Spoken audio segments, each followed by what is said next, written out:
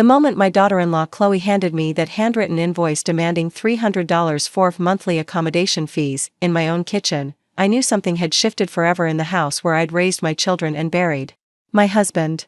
She stood there with her perfectly manicured nails tapping against the granite countertop I'd saved 2 years to afford, smiling that thin smile she reserved for when she thought she'd won something.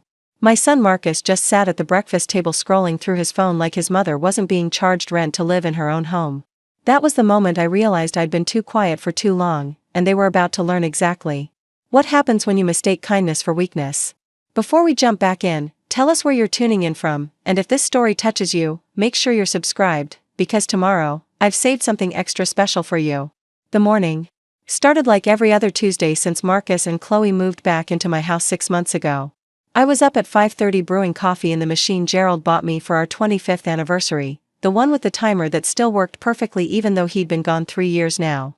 The kitchen was my sanctuary in those early hours before the house woke up, before Chloe's voice cut through the air with demands and Marcus's silence filled the spaces where his father's laughter used to live. I'd been making scrambled eggs when I heard her heels clicking down the hardwood stairs, each step deliberate and sharp like she was announcing her arrival to subjects rather than family. Chloe appeared in the doorway wearing a cream-colored blazer that probably cost more than my monthly grocery budget, her blonde hair pulled back in that severe bun she favored when she meant business. She was 28 but carried herself like someone who'd been managing boardrooms for decades, which I suppose she had been since graduating business school and landing that position at her father's investment firm. "Good morning, Velma," she said, my name coming out flat and professional like I was the hired help. She never called me Mom, not even when she and Marcus got engaged. Always Velma, always with that slight pause before it like she was reminding herself to be polite. I turned from the stove and offered her a plate. "Morning, honey. Eggs?" She wrinkled her nose the way she always did when I offered her anything I'd cooked, like my food might contaminate her carefully curated lifestyle. "I don't eat eggs. Too much cholesterol." She opened the refrigerator and pulled out one of those expensive green smoothies that cost $8 each and tasted like grass clippings. "Besides, we need to talk about the living situation here." "Something in?" Her tone made my stomach tighten.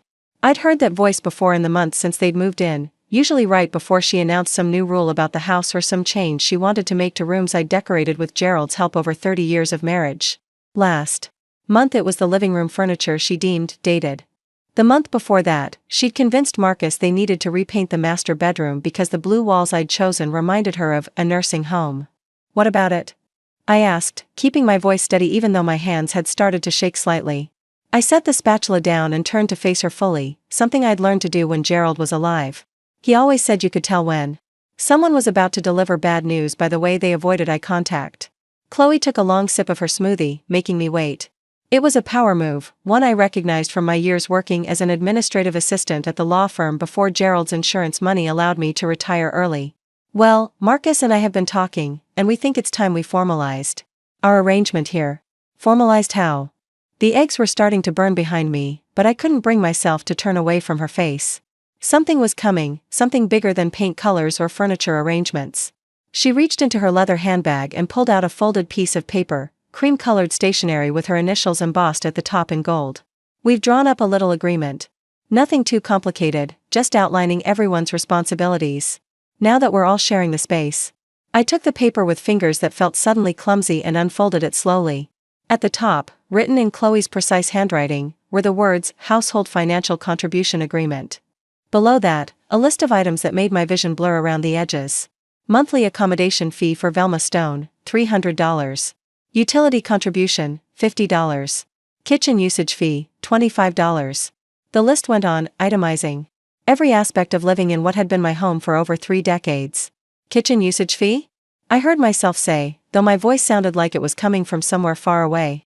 "This is my house, Chloe." She straightened, and I caught a flicker of something cold behind her perfectly applied makeup. "Actually, Velma, if you look at the deed, you'll see that Marcus is listed as co-owner. His father put the house in both their names when Marcus turned 21. Very forward-thinking of Gerald, really. And since Marcus and I are married, that makes me a co-owner as well." The kitchen tilted slightly, like I was standing on the deck of a boat in rough water. "That's not." Gerald would have told me. If he'd done something like that. Chloe's smile widened, showing teeth so white they looked artificial. "Oh, but he did.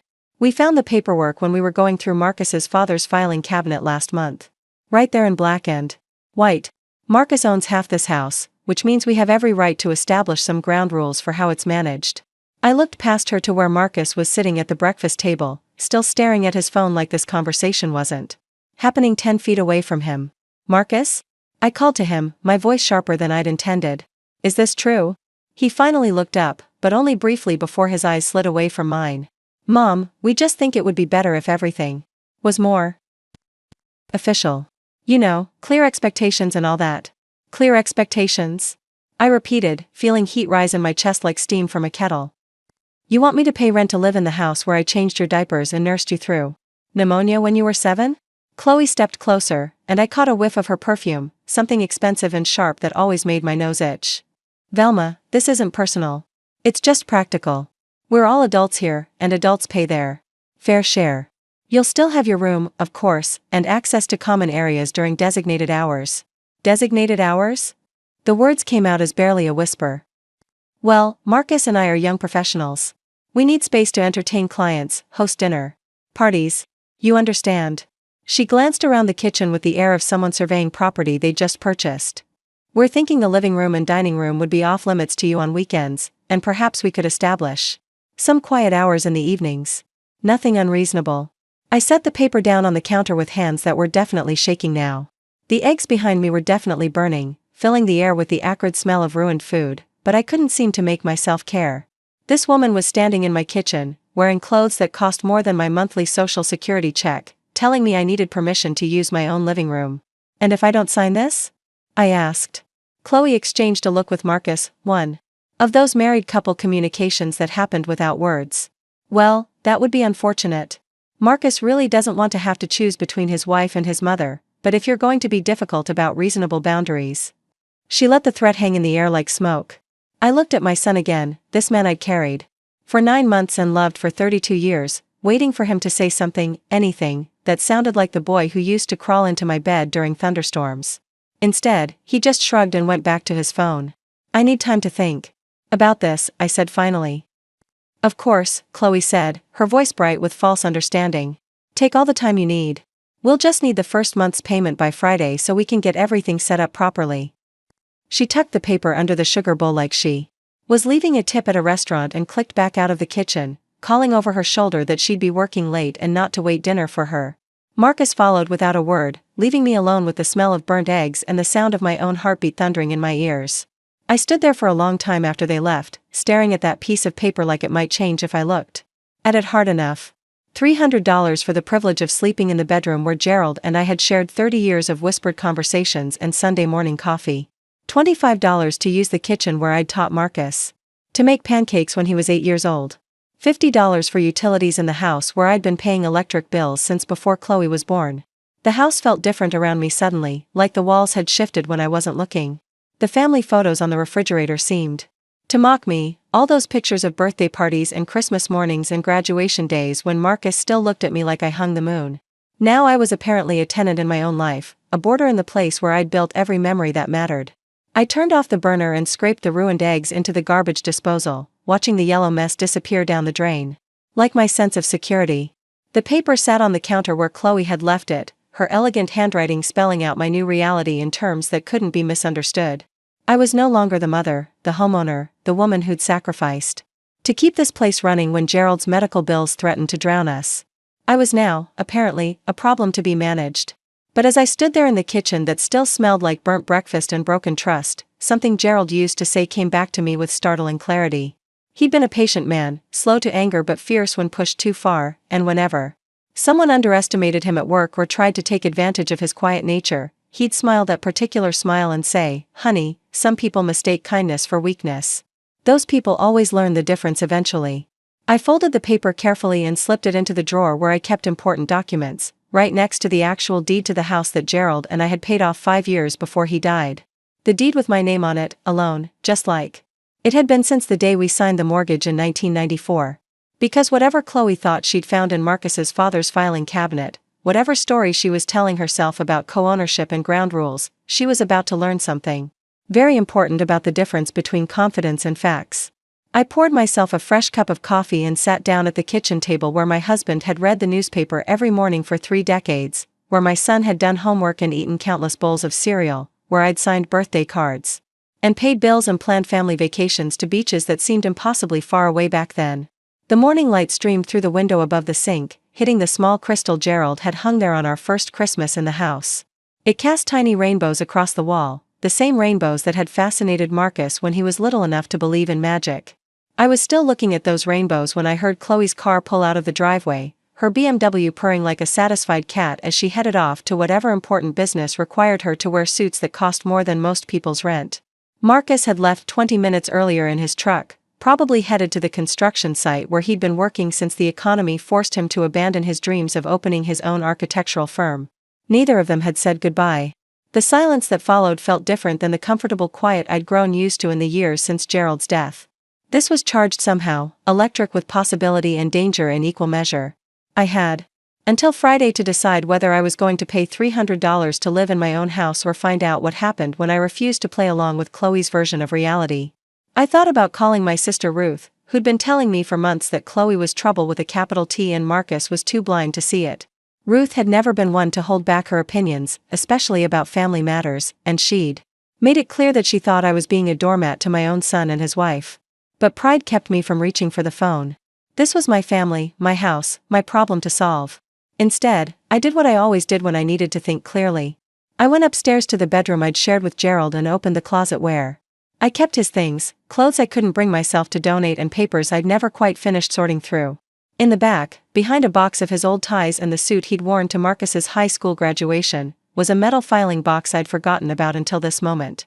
Gerald had been meticulous about paperwork, the kind of man who kept receipts for everything and filed documents in labeled folders with the precision of a librarian. After he died, I'd been too overwhelmed with grief and medical bills to go through everything properly.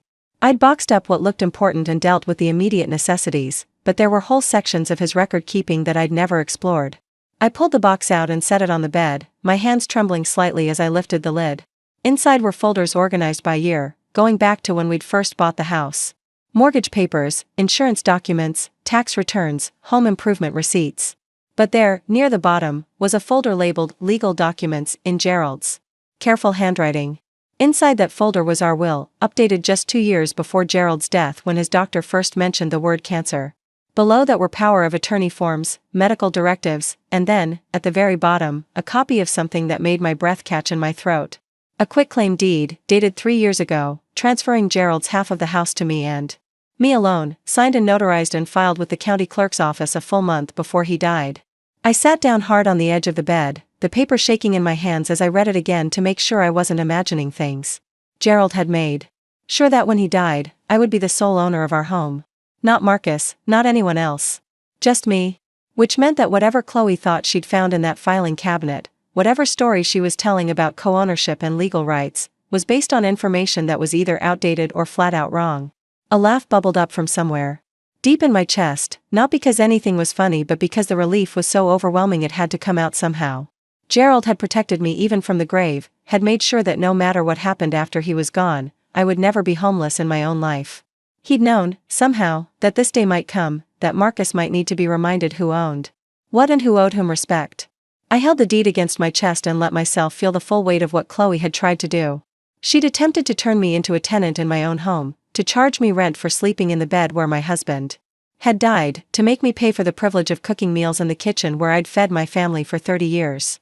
Preparing and narrating this story took us a lot of time, so if you are enjoying it, subscribe to our channel, it means a lot to us. Now back to the story. She'd counted on my ignorance, my grief, my reluctance to fight with the son I'd raised to be better than this. But grief, I was learning, could also be a teacher. It had taught me that loss was inevitable but dignity was a choice. It had shown me that being alone didn't mean being powerless, that quiet didn't mean weak. And now it was about to teach Chloe and Marcus something they clearly needed to learn about the difference between taking advantage of someone and taking them for granted. I put the deed back in its folder but kept the folder out on the dresser, where I could see it. Then I went back downstairs and made myself a proper breakfast, eggs that didn't burn and toast that actually tasted like food. I ate slowly, savoring each bite like it was a small act of rebellion, which in a way it was. I was eating in my own kitchen at my own table without anyone's permission, and that felt like victory enough for now. When I was finished, I washed my dishes and put them away in cupboards that Gerald and I had installed ourselves the summer Marcus turned 16. I wiped down counters that we'd chosen together from a catalog that promised they'd last a lifetime. I straightened dish towels and arranged fruit in the bowl that had been a wedding gift from my mother, gone now for 15 years but still present in the small rituals that made a house a home. Then I sat down with a pen and a piece of my own stationery, the kind with my name embossed at the top in simple black letters, and began to write. Not a response to Chloe's demands, but a list of my own. Things that needed to be clarified, boundaries that needed to be established, and consequences that needed to be understood by everyone involved. At the top of the page, I wrote in my clearest handwriting, house rules for all residents.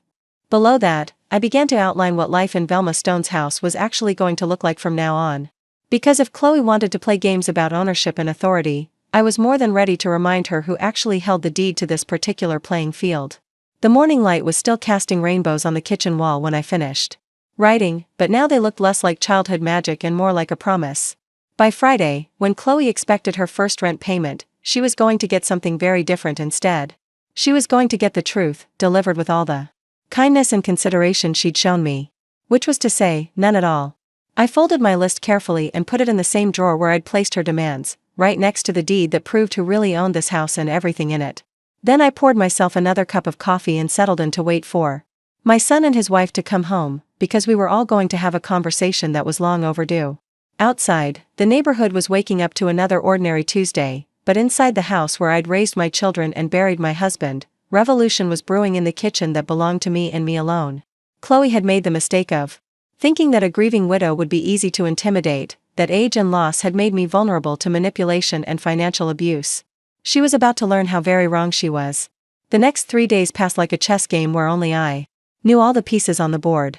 Chloe moved through the house with the confidence of someone who believed she'd already won, making casual comments about our new arrangement and asking me sweetly if I'd had time to review the paperwork. Marcus avoided eye contact entirely, hurrying past me in hallways like a guilty child who knew he'd done something wrong but hoped if he moved fast enough, no one would notice. I spent those days doing what Gerald had taught me to do whenever faced with a problem that seemed bigger than I could handle: research, prepare, and gather allies. The first call I made was to Jefferson County Clerk's office, where a bored-sounding woman named Patricia confirmed what I already knew but needed to hear from an official source. The house at 847 Maple Grove Drive was owned solely by Velma Marie Stone, with no other names on the current deed. The quitclaim transfer from Gerald had been properly filed and recorded 3 years ago, making me the undisputed legal owner of every square inch of the property. Is there any possibility of a co-ownership claim from a family member? I asked, keeping my voice casual like I was asking about property taxes. Patricia's laugh was dry and professional. Ma'am, unless someone else's name is on this deed or they've got a court order saying otherwise, you're the only person with any legal claim to that property. Family relationships don't change property law. The second call was to my neighbor Mrs. Chen, an 80-year-old retired paralegal who'd lived across the street for 40 years and had a memory like a steel trap when it came to neighborhood gossip. She'd been Gerald's poker buddy's wife and had always been fond of me, especially after I'd helped her when her husband died 2 years ago. Velma, honey, she said when I explained my situation, that girl's been strutting around here like she owns the place since the day she moved in. Last week she had the audacity to tell me my roses were hanging over the property line. I told her I'd cut them when she showed me the survey that proved it. Mrs. Chen had spent 30 years helping lawyers navigate property disputes, and she offered to look over any documents I wanted to show her.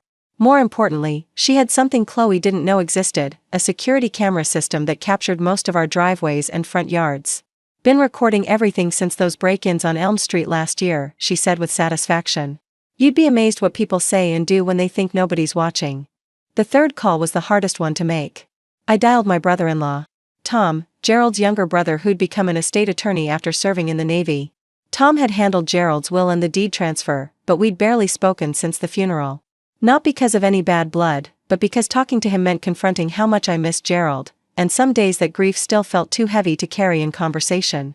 Velma, Tom's voice was warm but surprised when I explained why I was calling. That little weasel. Gerald specifically set things up so this couldn't happen. He was worried about Marcus's judgment when it came to money and wanted to make sure you'd never be vulnerable. You mean he saw this coming? Tom was quiet for a moment. He saw Marcus struggling with direction, and he definitely had concerns about Chloe's influence. Gerald loved that boy, but he wasn't blind to his weaknesses. He wanted to protect you from having to choose between your security and your relationship with your son. Well, it looks like that choice is being forced. Anyway, Not if I have anything to say about it, Tom said, his voice taking on the edge it used to get when he talked about military strategy. What exactly did this woman threaten you with? I read him Chloe's list word for word, and with each item, Tom's breathing got heavier. By the time I finished, he was silent for so long I thought the call had dropped. Tom? You still there? I'm here, he said, and his voice was deadly calm. Velma, what she's doing isn't just morally reprehensible. It's potentially criminal. Demanding payment for housing when she has no legal right to the property, threatening eviction when she has no authority to do so, that could constitute extortion depending on how aggressive she gets about it. I don't want to press charges against my son. Marcus isn't the one running this con, and we both know it. But he's going to have to choose which side he's on, because what his wife is doing could land them both in serious legal trouble if she pushes it. Tom offered to drive down from Indianapolis that weekend to help me handle the situation, but I declined. This was something I needed to do myself, in my own way, in my own house. What I asked for instead was advice about the legal boundaries of what I could and couldn't do as the sole property owner. Legally, you can evict them with proper notice, Tom explained. 30 days in Indiana if they're month-to-month tenants, which they probably are since there's no lease. You can also establish house rules as the property owner, including restrictions on guests, noise, common area usage, whatever you want within reason. What about charging them rent? Tom laughed, the first genuine laugh I'd heard from him since Gerald's funeral. Velma, you can charge them whatever you want for the privilege of living in your house. Market rate, below market rate, or enough to make them think twice about their life choices. It's your property. And if they refuse to pay? Then you evict them. Family or not, they're adults living in property they don't own. The law doesn't care if they're related to you. After I hung up with Tom, I sat at Gerald's old desk in the corner of the living room and began to draft what I privately thought of as my own household agreement. But unlike Chloe's demand for payment, mine was going to be based on actual legal authority and 30 years of knowing exactly what this house was worth. I started with research, looking up rental prices for similar homes in our neighborhood. 4-bedroom houses with attached garages and finished basements were renting for between $1,800 and $2,200 a month, depending on condition and amenities. My house was in excellent condition, recently updated, and in one of the most desirable school districts in the county. If anything, it was worth more than the average. Then I calculated utilities, property taxes, insurance, and maintenance costs. For the past year, between the mortgage being paid off and Gerald's life insurance money, I'd been comfortable enough to keep up with everything, but Chloe and Marcus's presence had nearly doubled the electric bill and significantly increased water usage. The grocery bills had tripled, partly because Chloe insisted on buying expensive organic everything and partly because Marcus had reverted to eating like the teenage football player he'd been 20 years ago.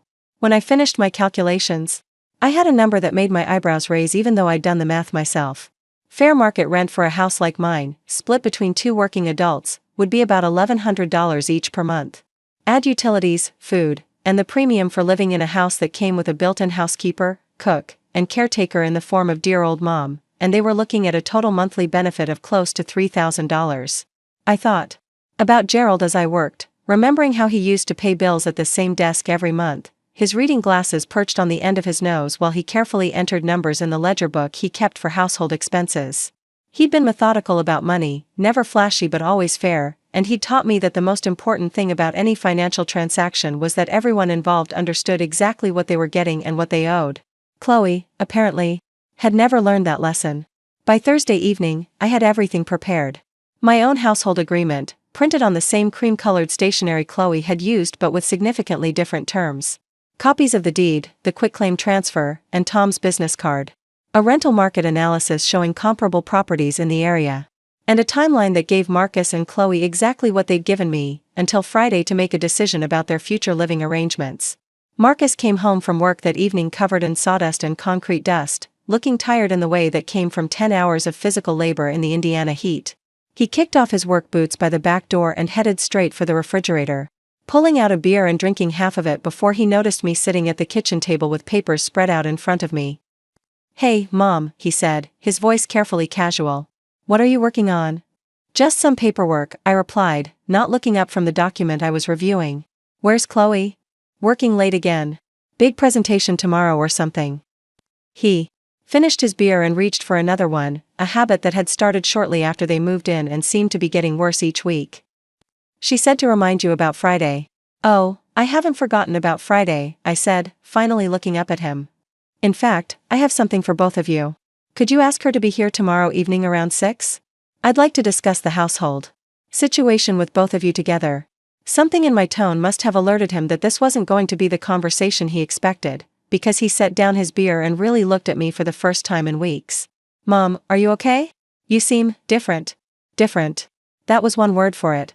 I'd spent the past 3 days remembering who I was before grief and loneliness made me forget, remembering the woman Gerald had fallen in love with and the mother who'd raised a son to be better than this. I'd spent 72 hours rediscovering my own strength, and apparently it showed. I'm fine, Marcus. Better than I've been in a long time, actually. Just need to clear up some confusion about the house and how things are going to work going forward. He shifted uncomfortably, picking at the label on his beer bottle. Chloe wasn't trying to be mean, you know. She just thinks structure is important. Organization. I'm sure she does, I said evenly. And tomorrow we'll talk about what kind of structure is appropriate for this particular household. Mom, I hope you're not going to make this weird. We're family. That stopped me cold. I set down my pen and looked at my son, really looked at him, trying to find traces of the boy who used to help me fold laundry and tell me about his dreams of building beautiful buildings that would last forever. Marcus, when's the last time you asked me how I was doing? When's the last time you thanked me for cooking dinner or washing your clothes or any of the 100 things I do to make this house run smoothly? He opened his mouth, then closed it. Again. When's the last time you told your wife that disrespecting me in my own home wasn't acceptable? When's the last time you acted like my son instead of her enabler? His face flushed red, whether from embarrassment or anger I couldn't tell. That's not fair, Mom. It's complicated. No, Marcus, it's really not. Either you respect me or you don't. Either this is my house or it isn't. Either you're my son who was raised to treat people with dignity, or you're a stranger who thinks he can charge me rent to live in my own home. He set his beer down hard enough that foam spilled onto the counter. Fine. I'll tell Chloe to be here tomorrow. But I hope you're ready to be reasonable about this. Reasonable. There was that word again, the one Chloe had used when she handed me her list of demands. I watched Marcus storm out of the kitchen and heard his heavy footsteps on the stairs, the same stairs he used to slide down on Christmas morning when he was small enough to believe in magic and old enough to know that home was the safest place in the world.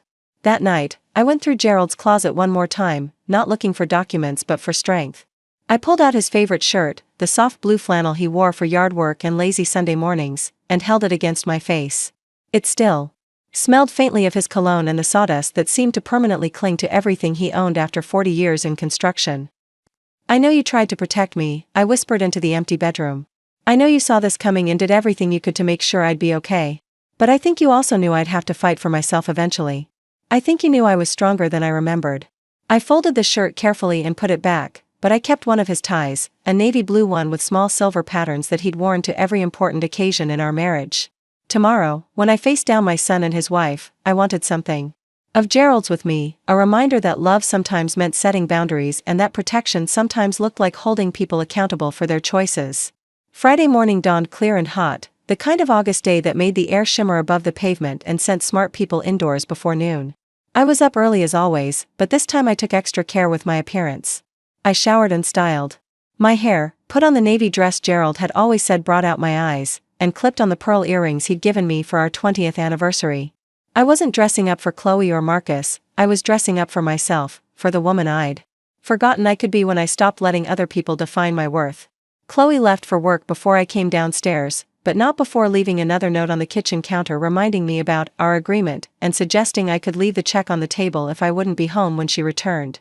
The casual entitlement of it made my jaw clench, but I folded the note calmly and added it to the growing collection of evidence that demonstrated exactly what kind of person my daughter-in-law really was. I spent the day cleaning house, not because it needed it but because I wanted everything to be perfect when we had our conversation. I vacuumed carpets that Gerald and I had picked out together, dusted furniture we'd collected over 3 decades of marriage, and polished the hardwood floors he'd refinished himself the summer before his diagnosis. Every surface I cleaned felt like reclaiming territory, every room I straightened felt like preparing for battle. At 4 o'clock, I set 3 places at the dining room table using the good china that had been my grandmother's, the plates I'd been saving for special occasions that never seemed to come. If we were going to discuss the future of this household, we were going to do it with dignity and proper dishes, not paper plates and plastic forks like some college dorm room negotiation. At 5:30, I arranged my documents in neat piles on the mahogany sideboard Gerald had built himself during his apprenticeship, each stack organized and labeled so there could be no confusion about facts versus feelings. The deed. The rental. Market analysis. Tom's business card. My own household agreement. And at the bottom, like an ace I was holding for the right moment, a copy of Chloe's original demands with my response written in red ink across the bottom. Marcus arrived home. At 5:45, earlier than usual and clearly nervous. He'd showered and changed clothes at work, trading his construction gear for khakis and a polo shirt that made him look younger and more uncertain than his 32 years. He hovered in the doorway of the dining room like he was afraid to commit to entering. "Mom, are you sure we need to do this? Can't we just talk it out in the kitchen like normal people?" I looked up from arranging the silverware and gave him a smile that Gerald would have recognized, the one I used to wear when I was about to negotiate a raise at the law firm or convince a stubborn contractor to fix something properly the first time. "Marcus, honey, normal people don't charge their mothers rent to live in their own homes. We stopped being normal people the minute your wife handed me that list." Chloe arrived at exactly 6 o'clock, punctual as always and dressed like she was attending a board meeting rather than a family discussion. Her navy suit was perfectly tailored, her makeup flawless, her hair pulled back in that severe bun that made her look older and more intimidating than her 28 years warranted. She carried herself like a woman who expected to be taken seriously, which was ironic considering she was about to learn exactly how seriously I'd been taking her. "Velma," she said, pausing in the dining room doorway. "This is quite formal. Are we celebrating something?" "In a way," I replied, pulling out my chair at the head of the table where Gerald used to sit. "Please, both of you, have a seat. We have quite a bit to discuss." They exchanged a look as they settled into their chairs, Chloe confident and expectant, Marcus increasingly uncomfortable. I waited until they were both seated before I picked up the first document from my stack, letting the silence stretch just long enough to remind them whose house they were sitting in. "Chloe," I began, my voice steady and clear, "earlier this week you presented me with what you called a household financial contribution agreement. You demanded that I pay you $300 a month to live in this house, plus additional fees for utilities and kitchen usage." She nodded, her expression professionally pleasant. "That's right. We thought it was time to formalize everyone's responsibilities." "I see. And this demand was based on your belief that Marcus co-owns this property?" "That's correct. Gerald put the house in both their names when Marcus turned 21. I picked up the deed and placed it on the table between us, turning it so they could both read the header clearly. This is the current deed to this property, filed with Jefferson County 3 years ago. Could you point out Marcus's name on this document?" Chloe leaned forward, her confidence faltering slightly as she scanned the legal language. Her perfectly applied makeup couldn't hide the flush that crept up her neck as she searched for a name that wasn't there. "I don't understand," she said. Finally, Marcus showed me the paperwork. He said his father put the house in both their names. I turned to my son, who was staring at the deed like it might change if he looked hard enough. "Marcus? Would you like to explain what paperwork you showed your wife?" His face had gone pale except for 2 bright spots of red on his cheekbones. There was something in Dad's filing cabinet. It looked like. I thought it was. You thought it was what, exactly?" "A deed," he mumbled. "With my name on it." I reached for another document and placed it next to the first one. "This is a quitclaim deed, filed 3 years ago, transferring your father's half of the house to me. It was signed a month before he died, and it makes me the sole legal owner of this property. What you found in his filing cabinet was probably an old draft or a copy of the original mortgage from 1994, when you were 11 years old."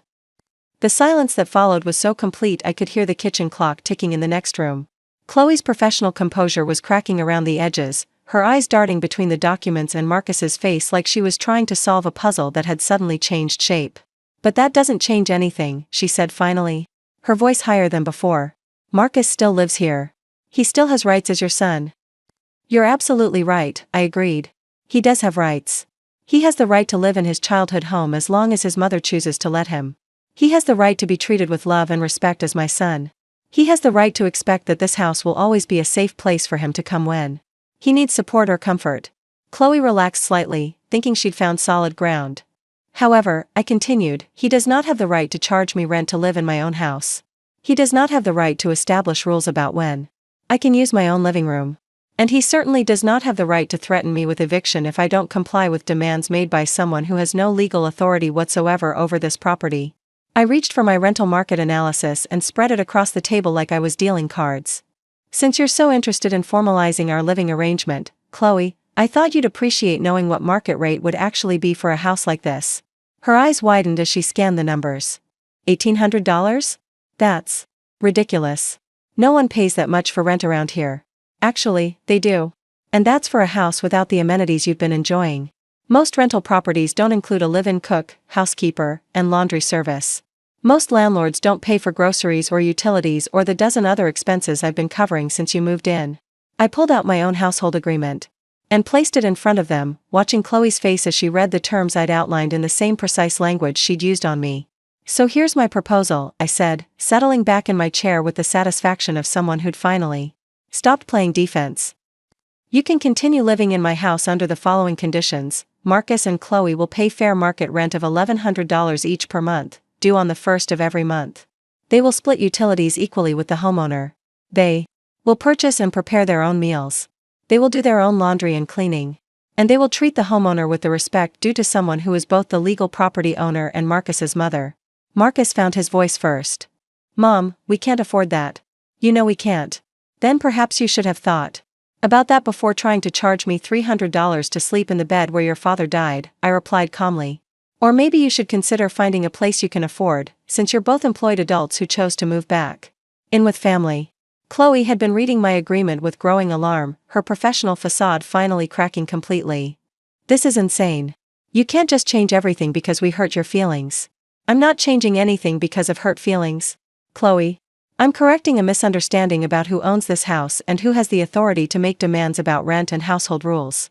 But we're family, Marcus said, his voice breaking slightly on the word. I looked at my son, this man I'd carried and raised and loved unconditionally for 32 years, and felt my heart break just a little bit more. Family doesn't threaten each other with eviction, Marcus. Family doesn't try to turn their mother into a tenant in her own home. Family doesn't stand by silently while someone they love is being emotionally and financially abused. Abused? Chloe's voice rose to a near shriek. No one's abusing anyone. We were just trying to create some structure. You were trying to steal my house, I said flatly. Maybe not legally, since you don't have the brains or the paperwork to pull that off, but you were certainly trying to steal my dignity, my security, and my sense of home. You were trying to make me pay for the privilege of living in the place where I've built every important memory of my adult life. I stood up slowly, feeling every one of my 64 years in my bones but also feeling stronger than I had since Gerald's funeral. You have until Sunday to decide which of these options you prefer, paying fair market rent as my tenants, or finding somewhere else to live as my former house guests. Either way, the days of treating me like an inconvenience in my own life are over. Chloe shot to her feet, her chair scraping against the hardwood floor Gerald had installed himself 20 years ago. You can't do this. We have nowhere else to go.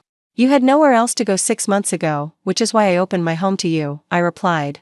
But that was an act of love and generosity, not a legal obligation. I'm not required to house two adults who think it's appropriate to threaten and manipulate me. Marcus, Chloe turned to my son with desperation creeping into her voice. Say something. Don't let her do this to us. Marcus looked between his wife and his mother, and for a moment I thought I saw a flicker of the boy who used to tell me everything and ask my advice about problems both big and small. But then his jaw tightened and he stood up beside his wife, choosing his side in the way that people do when they're too proud to admit they've made a mistake. Fine, Mom. If that's how you want it. But don't expect us to pretend everything's okay between us after this. Everything hasn't been okay between us since you let your wife treat me like hired help in my own house, I replied. At least now we're being honest about it. They left the dining room together, Chloe's heels clicking angrily on the floor and Marcus's heavy footsteps echoing like thunderclaps. I heard them arguing in the kitchen, then more stomping on the stairs, then the slam of their bedroom door that seemed to shake the whole house. I sat alone at the dining room table surrounded by legal documents and good china, feeling the weight of what I'd just done settle around me like a familiar coat. Gerald's tie was still draped around my shoulders where I'd put it that morning. And I touched it gently as I listened to the sounds of my son and his wife fighting upstairs about money and mothers and the reality of actually having to pay for their choices. Tomorrow was Saturday. They had until Sunday to decide whether they wanted to be my tenants or my former house guests. Either way, I was no longer going to be a victim in my own life, and that felt like the kind of victory Gerald would have been proud of. I cleared the table slowly, washing the good china by hand the way my grandmother had taught me, taking care with each piece like it mattered. Because it did matter. Everything mattered now, in ways it hadn't when I was too tired and too sad to remember that I deserved better than what I'd been accepting. Upstairs, the fighting had stopped, replaced by the sound of drawers being opened and closed with unnecessary force. I smiled as I dried my grandmother's plates, because whether they knew it or not, Marcus and Chloe were already packing. And I was finally, after 3 years of grief and 6 months of being made to feel like a stranger in my own life, coming home. Saturday morning arrived with the sound of Chloe's voice carrying through the walls like a siren, sharp and insistent. As she spoke to someone on the phone in their bedroom. I caught fragments through the heating vents that connected our rooms, enough to understand she was calling in favors and exploring options with the desperation of someone who'd just discovered their safety net had holes in it. I made coffee in the quiet kitchen and settled at the table with the newspaper, reading each section thoroughly like I had all the time in the world. Because I did have all the time in the world. This was my house, my kitchen, my morning routine, and for the first time in months, no one was rushing me or making demands or treating me like an inconvenience in my own life. Around 9 o'clock, Marcus appeared in the doorway looking like he hadn't slept much. His hair was sticking up at odd angles and his eyes were rimmed with red, whether from lack of sleep or something stronger, I couldn't tell. He poured himself coffee with hands that shook slightly and sat across from me without making eye contact. "Morning," he mumbled into his cup. "Good morning, sweetheart," I replied, not looking up from the crossword puzzle I was working on. "Sleep well?" He made a noise that wasn't quite a laugh. "Not really. We were up most of the night talking." "About?" "You know what about, Mom. About this whole mess you've created." I set down my pen and looked at him directly, this man who used to crawl into my lap when thunderstorms scared him and tell me his dreams about building bridges that would connect distant places. "Marcus, the only mess I've created is holding you accountable for trying to financially exploit your own mother. Everything else is just consequences. We weren't exploiting you. We were trying to make things fair." Fair would have been asking me if I needed help with expenses instead of demanding payment for housing you don't own. Fair would have been contributing to household costs instead of adding to them. Fair would have been treating me like family, instead of like a burden you could charge rent to manage.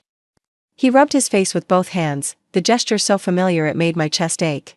Gerald used to do the same thing when he was overwhelmed, dragging his palms down his cheeks like he could wipe away whatever was troubling him. "Chloe's parents think we should get our own place," he said finally. "That might be the first sensible thing they've suggested since I've known them." "Mom, come on. You're being unfair. You know we can't afford rent anywhere decent, not with my income and her student loans." I folded the newspaper and set it aside, giving him my full attention. "Marcus, when your father and I got married, we lived in a one-bedroom apartment above Mrs. Patterson's garage for 2 years while we saved for a house. It wasn't glamorous, but it was ours, and we were proud of it because we were building something together. That was different. Everything was cheaper then. Everything was proportionally cheaper, but we were also making proportionally less money. Your father was making $8 an hour at the construction company, and I was making $5.50 as a secretary. We ate a lot of peanut butter sandwiches and drove cars that broke down more often than they ran, but we didn't expect anyone else to subsidize our choices." Marcus shifted uncomfortably in his chair.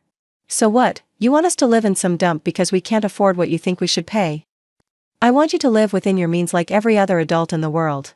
If that means a smaller place or a longer commute or making sacrifices until you can afford better, then that's what grown-ups do. They don't move in with family and then try to make that family pay for the privilege of housing them. But we're not strangers, Mom. We're your son and daughter-in-law. Which should have made you more considerate of my situation, not less. Which should have made you grateful for my generosity, not entitled to my resources."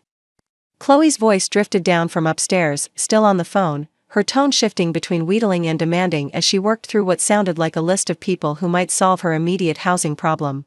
I caught my name several times, along with words like unreasonable and vindictive and impossible to deal with.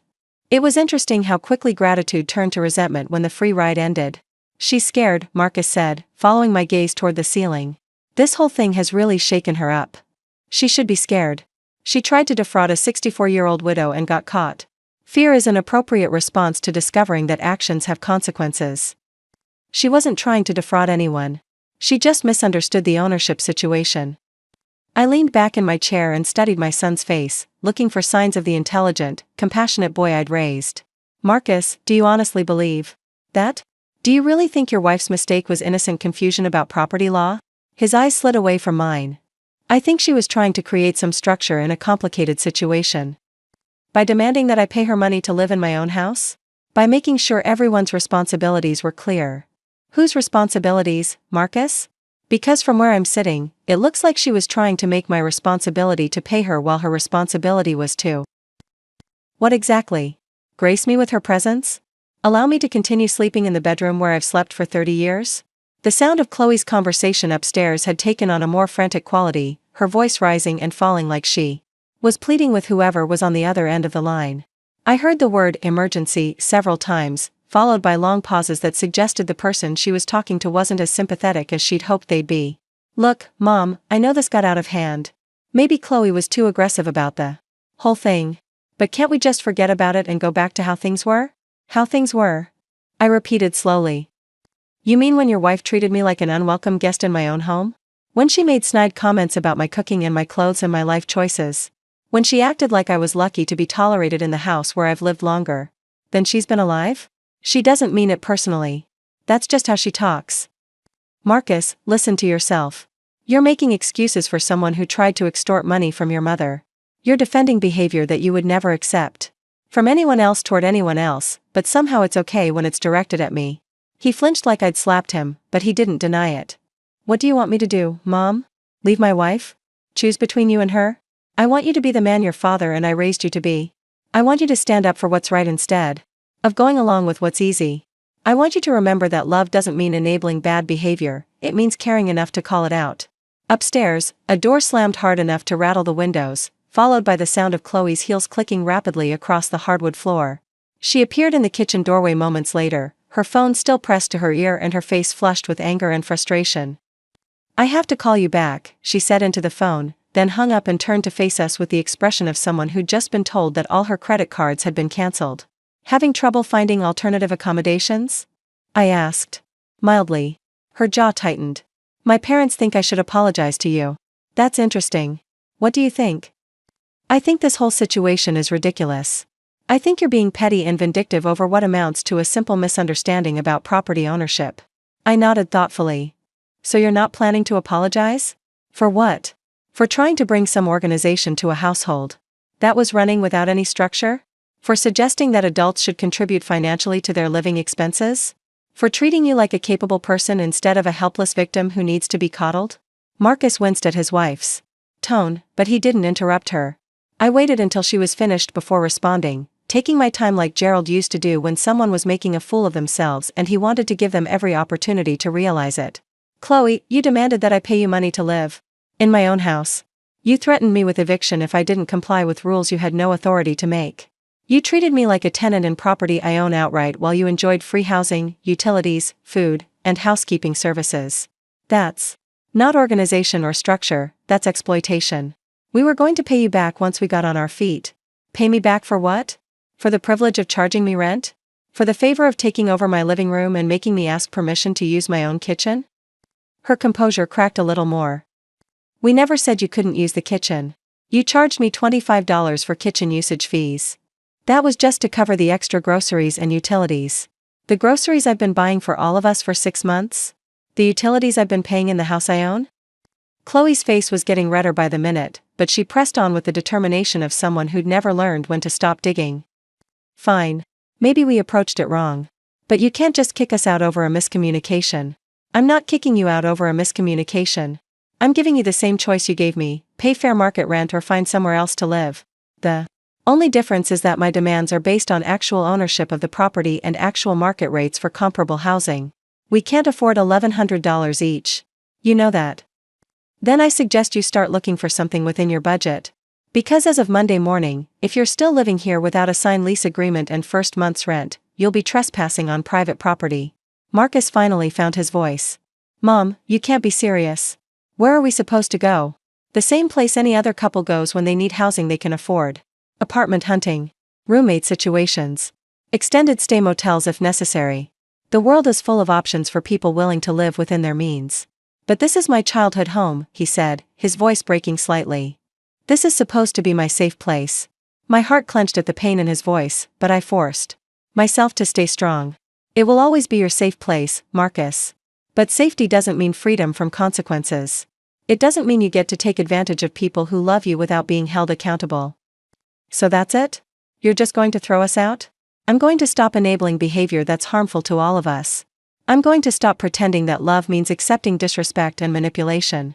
I'm going to start requiring that the people in my life treat me with the same consideration I show them. Chloe had been listening to this exchange with growing agitation, and now she exploded with the fury of someone who'd never been told no by anyone who mattered. This is insane. You're destroying your own family over money. Over pride. Do you know how pathetic that makes you look? What makes me look pathetic, I replied calmly, is the fact that I allowed my son's wife to treat me like garbage in my own home for 6 months before I finally grew a spine and did something about it. We never treated you like garbage. You tried to charge me rent to sleep in the bed where my husband died. If that's not treating someone like garbage, I'd hate to see what you consider actual mistreatment. The kitchen fell silent except for the ticking of the clock and the distant sound of a lawnmower somewhere in the neighborhood. Chloe and Marcus stood frozen in the doorway like deer caught in headlights, finally beginning to understand that their bluff had been called and their safety net had vanished. Fine, Chloe said finally, her voice sharp with defeat and rage. We'll be out by tomorrow night. But don't expect this to be the end of it. Don't expect us to just forget how you treated us when we needed help. I treated you exactly how you treated me, I replied. The only difference is that I had the legal right to do it. She spun on her heel and stalked out of the kitchen, her footsteps echoing through the house like gunshots.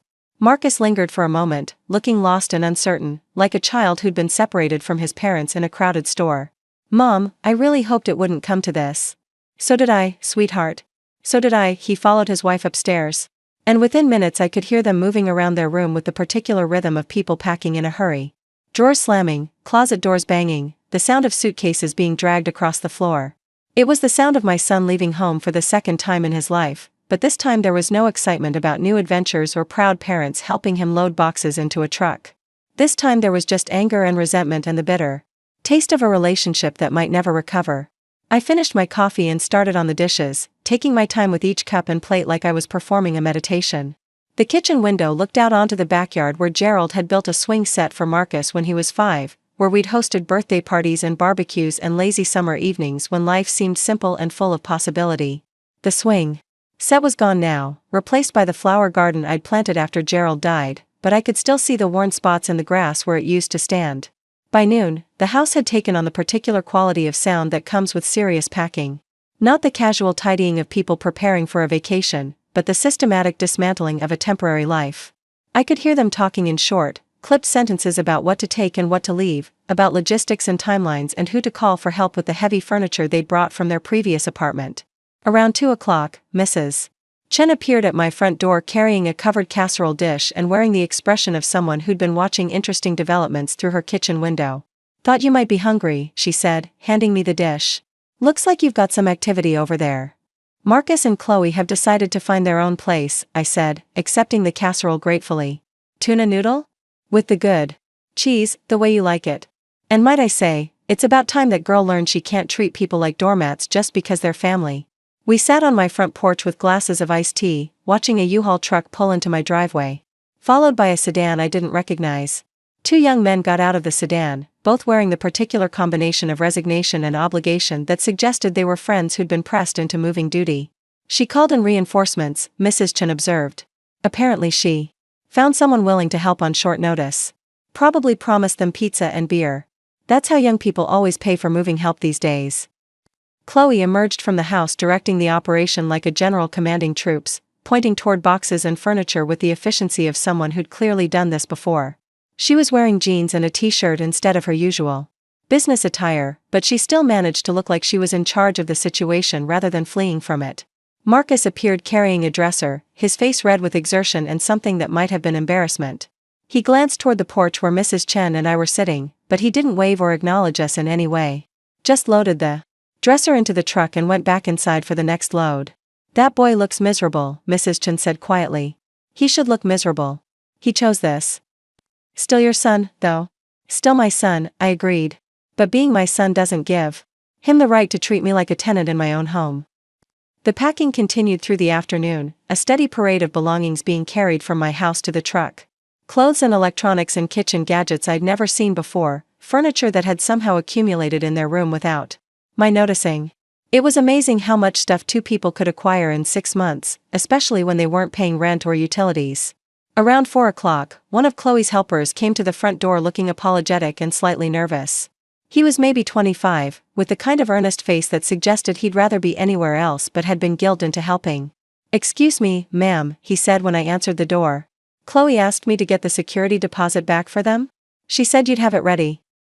I blinked at him slowly, wondering if I'd heard correctly. "I'm sorry, what security deposit? For the room?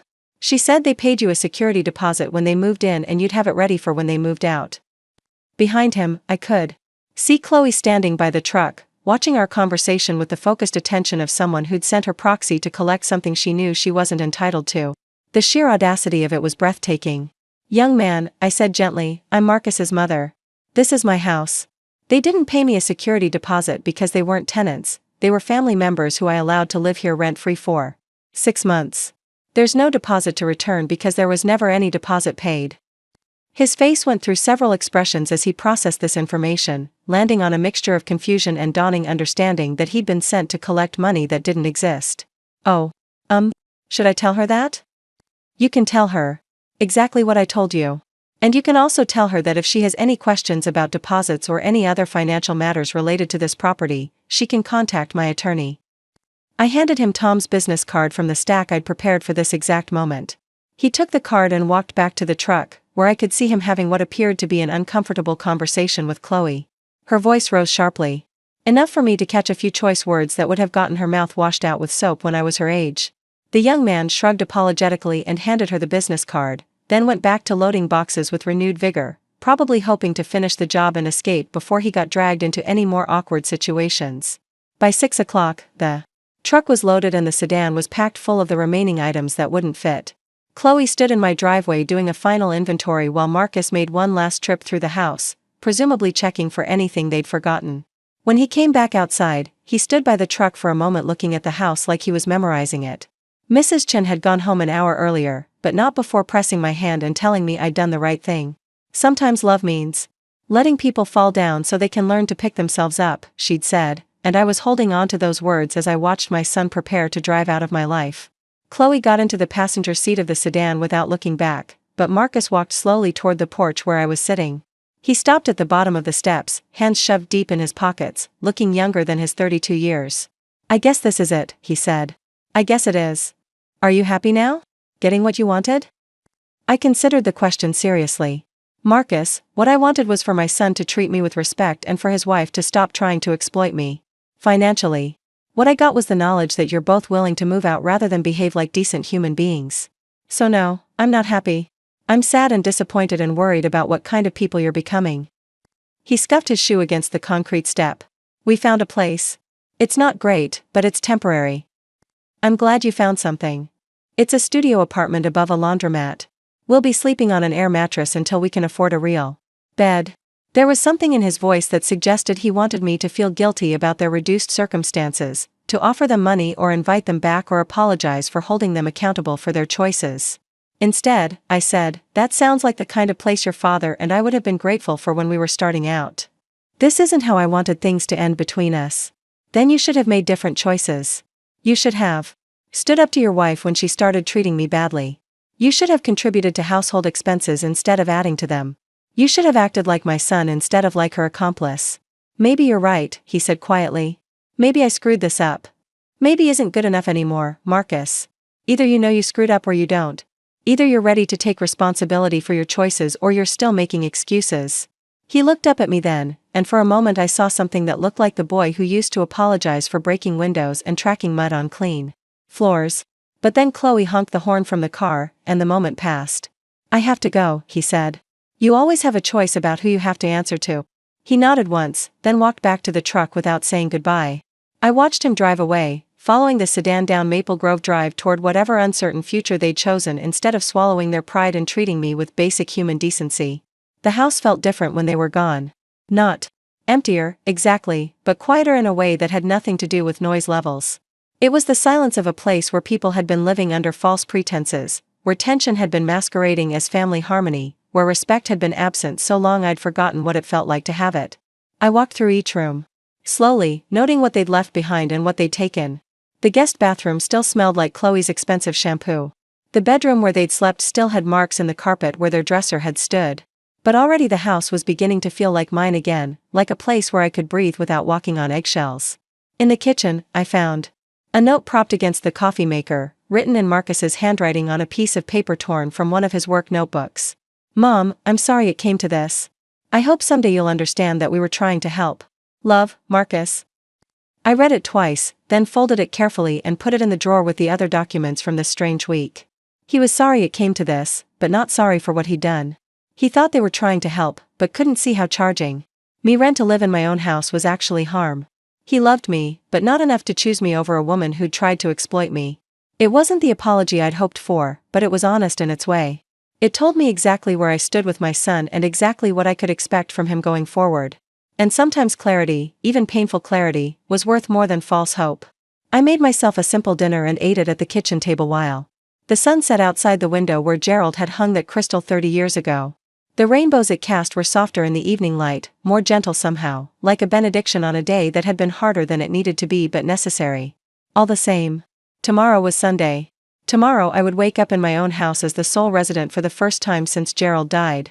Tomorrow I would drink my coffee without anyone demanding payment for kitchen usage and eat my breakfast without anyone making snide comments about my cooking. Tomorrow I would start figuring out what the rest of my life looked like when it was truly mine to live. But tonight, I sat in the kitchen where I'd raised my son and loved my husband and learned to be strong enough to stand up for myself.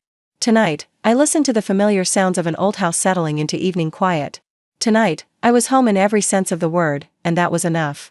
The first 2 weeks after Marcus and Chloe moved out passed in a strange rhythm of relief and loneliness that I hadn't anticipated. The house felt bigger somehow, like rooms had expanded back to their original dimensions after being compressed by the weight of resentment and tension. I could cook what I wanted when I wanted it, watch television programs that didn't require anyone's approval, and use my own bathroom without finding expensive skincare products covering every available surface. But silence, I discovered, could be both a blessing and a curse. The same quiet that felt like freedom during the day sometimes felt like abandonment in the evening hours when I was used to hearing voices upstairs, even angry voices arguing about money and obligations. Gerald had been gone for 3 years. But Marcus and Chloe's presence had masked just how alone I really was in this house that had once been full of family dinners and homework help and the comfortable chaos of people who belonged together. I was learning to fill the silence with small rituals that belonged entirely to me. Morning coffee on the front porch while reading the newspaper from cover to cover. Afternoon gardening sessions that stretched as long as I wanted them to without anyone complaining about dirt tracked through the kitchen. Evening phone calls with my sister Ruth, who'd been calling every few days since she'd heard about the confrontation through some mysterious network of church ladies and neighborhood gossip. "You did the right thing," Ruth said during one of these conversations, her voice carrying the satisfaction of someone who'd been proven right about a situation she'd been monitoring from a distance. "That girl was poisoned from the day Marcus brought her home, and he was too smitten to see it." "I just wish it hadn't come to this," I replied, settling into Gerald's old recliner with a cup of chamomile tea. "I wish he'd found his backbone before it got so ugly. Some people have to lose everything before they appreciate what they had. Maybe this will be good for him in the long run." I hoped Ruth was right, but the stubborn silence from Marcus suggested otherwise. No phone calls, no text messages. No indication that he was reconsidering his choices or missing the home he'd walked away from rather than treat his mother with basic respect. It was like he'd vanished from my life as completely as if he'd moved to another state instead of just across town to a studio apartment above a laundromat. Mrs. Chen had become my unofficial intelligence network, reporting sightings of Marcus's truck at the grocery store or gas station with the detailed attention of someone who understood that mothers never really stopped worrying about their children, even when those children disappointed them. She'd seen him twice at the Walmart, once buying what looked like cleaning supplies and once in the pharmacy section looking tired and stressed. "That boy's lost weight," she told me one morning when she brought over extra tomatoes from her garden. "Chloe too. They both look like they're not eating right." I accepted the tomatoes gratefully and tried not to think about Marcus going hungry because he was too proud to ask for help or too stubborn to admit he'd made a mistake. It wasn't my responsibility to worry about his meals anymore, I reminded myself. He was a grown man who'd chosen his wife over his mother, and grown men dealt with the consequences of their choices. But knowing something intellectually and feeling it emotionally were two different things, and I couldn't completely silence the part of me that wanted to cook a casserole and leave it on his doorstep with a note saying I loved him despite everything. The only thing that stopped me was the memory of Chloe's voice saying I was pathetic for caring about money and pride, and the knowledge that enabling their poor choices wouldn't help anyone in the long run. It was on a Thursday morning, exactly 16 days after they'd moved out, that I got the first indication that their new living situation wasn't the adventure and independence they'd hoped it would be. I was watering the hanging baskets on my front porch when an unfamiliar car pulled into the driveway, a small sedan that had seen better days and sported a dent in the front bumper that suggested recent contact with something immovable. The woman who got out of the car was around my age, maybe a few years younger, with graying brown hair and the kind of practical clothing that suggested she didn't waste time on appearances. She walked toward me with the purposeful stride of someone on a mission, and something about her expression made me set down my watering can and give her my full attention. "Are you Velma Stone?" she asked when she reached the bottom of my porch steps. "I am. Can I help you?" "I'm Patricia Marsh, Chloe's mother. I think we need to talk." I gestured toward the wicker chairs on my porch, the same chairs where I'd sat with Mrs. Chen while watching Marcus and Chloe pack their belongings into a U-Haul truck. "Would you like some iced tea? It's getting warm out here." She accepted the offer, and I went inside to prepare 2 glasses, using the time to wonder what had brought Chloe's mother to my doorstep. I'd met Patricia briefly at Marcus and Chloe's wedding 3 years ago, where she'd seemed pleasant enough in the distant way of people who were being polite for the sake of the occasion.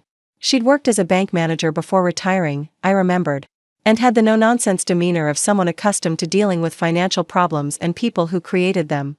When I returned with the tea, Patricia was sitting in the shade looking at my flower garden with the appreciation of someone who understood the work that went into maintaining something beautiful. She accepted her glass with a nod of thanks and took a long sip before speaking. "I owe you an apology," she said without preamble, "for my daughter's behavior and for the situation that brought us all to this point." I studied her face, looking for signs of manipulation or hidden agendas, but all I saw was the tired honesty of a mother who'd been dealing with a difficult child longer than she cared to admit.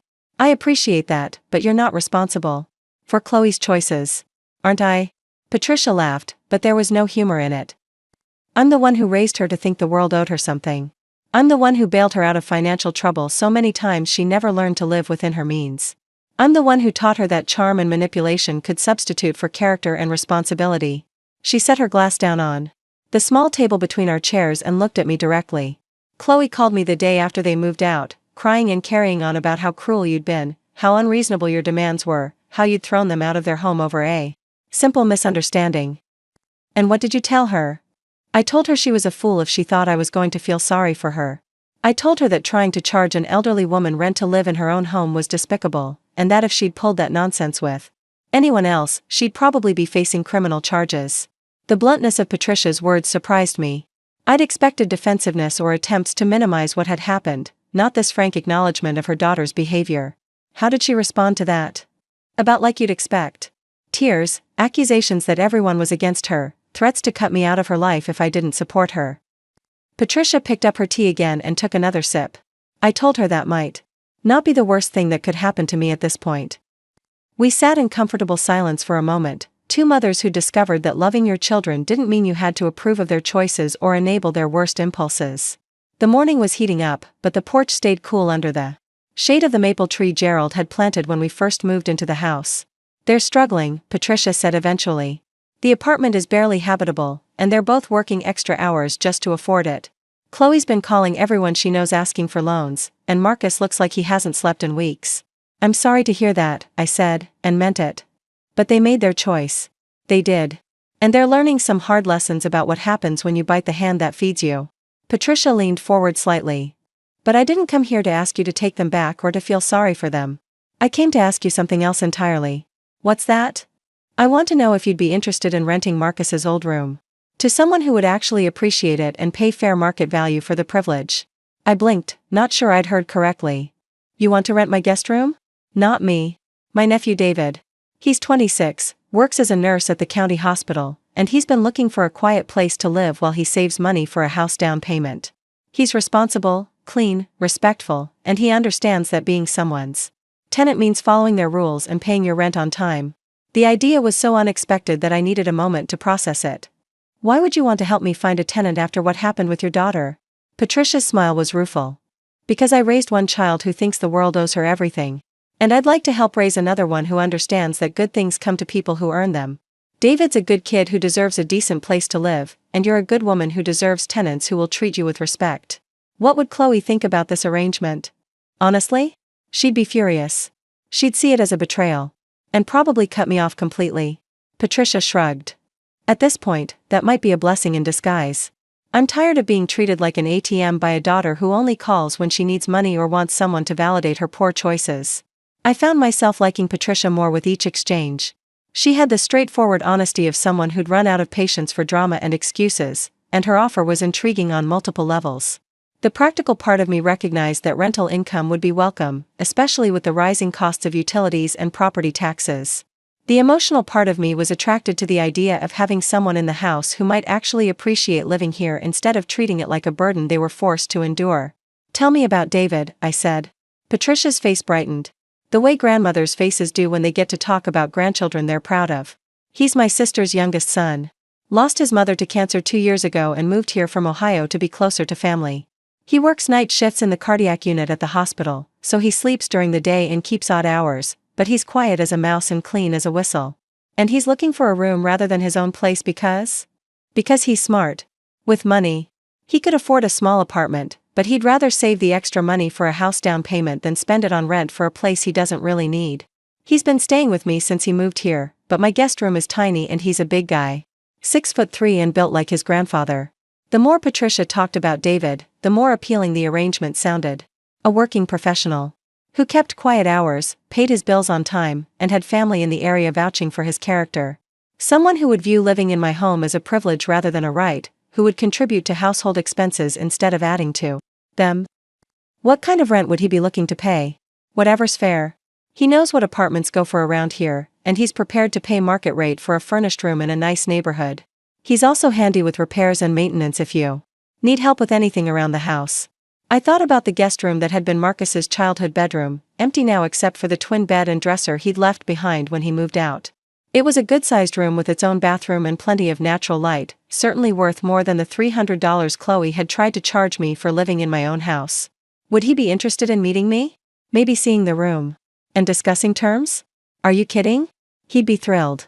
I've been telling him about this neighborhood for weeks, and when I mentioned what happened with Marcus and Chloe, he said he'd love the chance to show you what a real tenant looks like.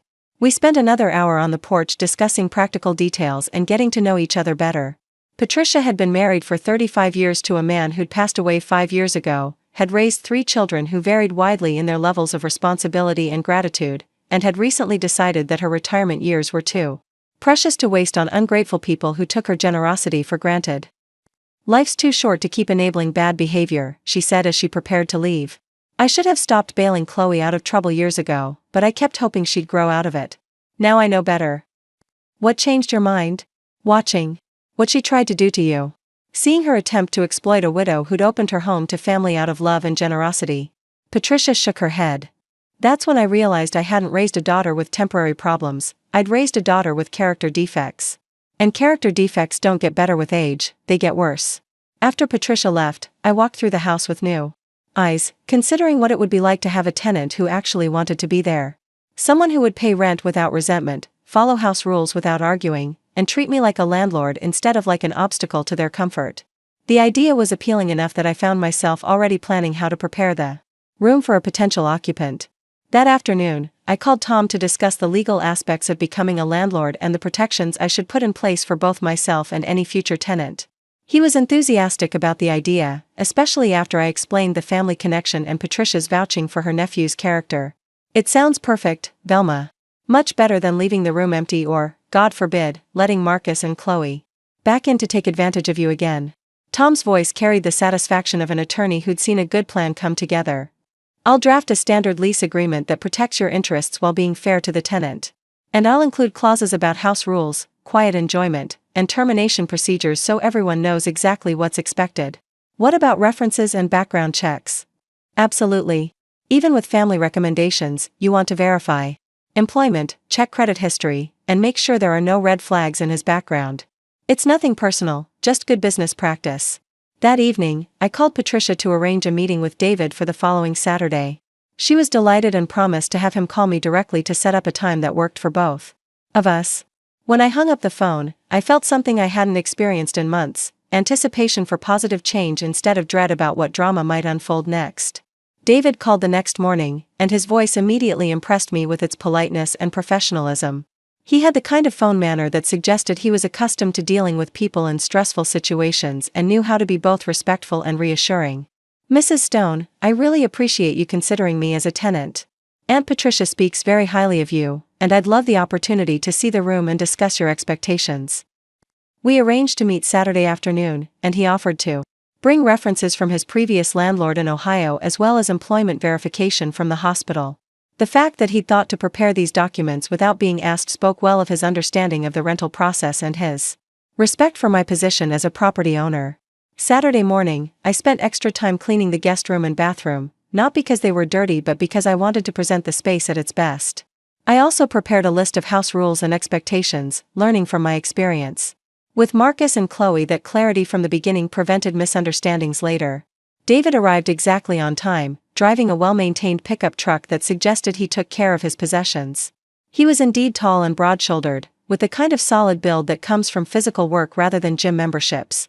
His dark hair was neatly trimmed, his clothes were clean and pressed, and he carried himself with the confident posture of someone comfortable in his own skin. Mrs. Stone? He offered his hand with a smile that seemed genuine. I'm David Marsh. Thank you so much for agreeing to meet with me.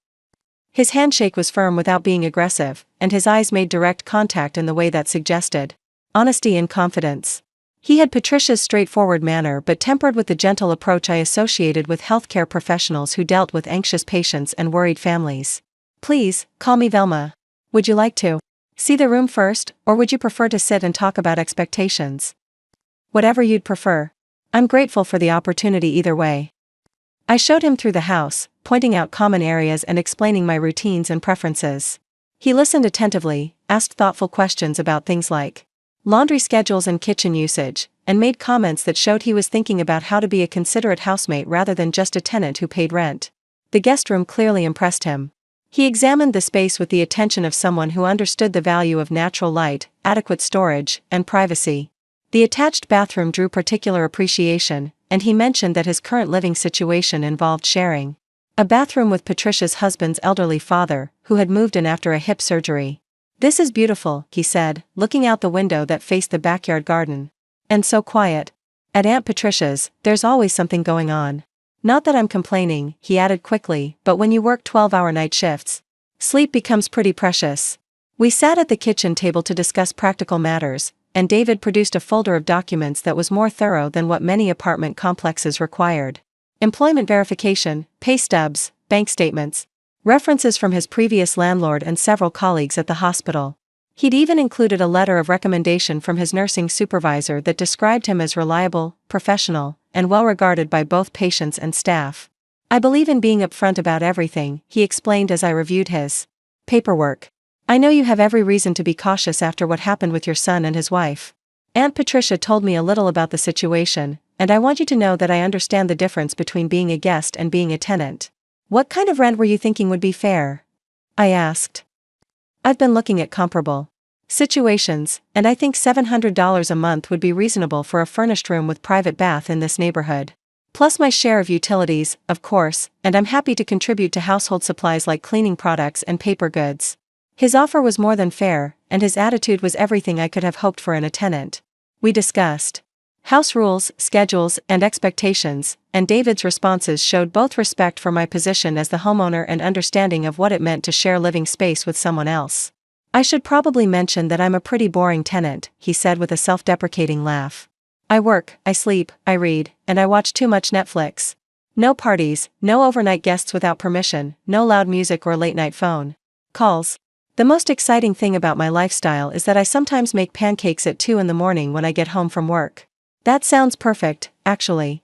And pancakes at 2 in the morning sounds like something Gerald would have done when he worked night shifts at the construction company.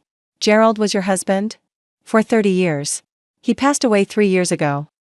David's expression softened with the kind of sympathy that seemed genuine rather than obligatory. I'm sorry for your loss. Aunt Patricia mentioned that you'd been widowed. It must be difficult, especially with the family situation on top of everything else. It has been challenging, I admitted. But I'm learning that sometimes difficult situations teach us things about ourselves that we needed to know. Like how strong you are when you have to be. I looked at this young man who barely knew me but had somehow understood something that my own son had missed entirely. Exactly like that.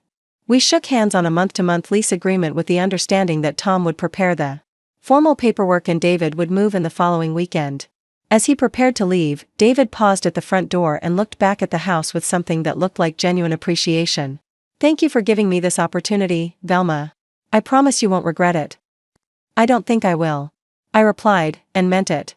After David left, I called Patricia to let her know that her nephew had made an excellent impression and that we'd agreed on terms for him to move in. She was delighted, but not surprised.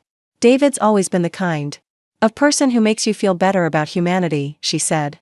"His mother raised him right, and losing her just made him more appreciative of the good people left in his life. What do you think Chloe will say when she finds out?"